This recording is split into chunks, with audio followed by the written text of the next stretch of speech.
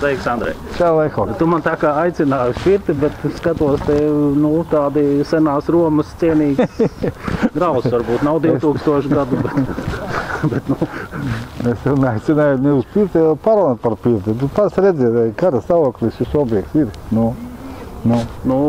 Briesmīgi, jā. Visādā ziņā pilsētai par nekādu skaistumu tas nerāzē. Jā. Ko tu piedāvā? Es piedāvāju izmantot pirmos tiesības un izpirkt šo objektu, atmontēt un uztaisīt tā kā būs olaides perli. Bet, tas ir privāta īpašuma. Nekas, mēs tādu pašu paņemienu izmantojam ar tos lielveikalu, tu atceries, jā? Tur vispār bija briesmīgs kaut kāds, tur tā kā tirgus, tā kā ne tirgus kaut kādu krāmu tirgotavu. Un tagad forši vai bāzīti, jā. Tieši tā.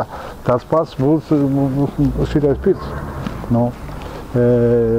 Ar Māri Simpsonu es arī izturēju kaut kādus 2 gadus, jā, lai tikai tur, sarunāties par to objektu izpirkšanu, jā.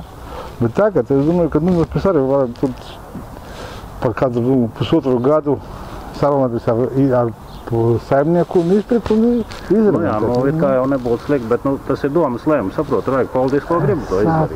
Es saprotu, tagad būs jauna domas deputāti, jā, un lai olaideši balsu par mums, un mēs visu izkārtos. Labi, sarunās. Jā.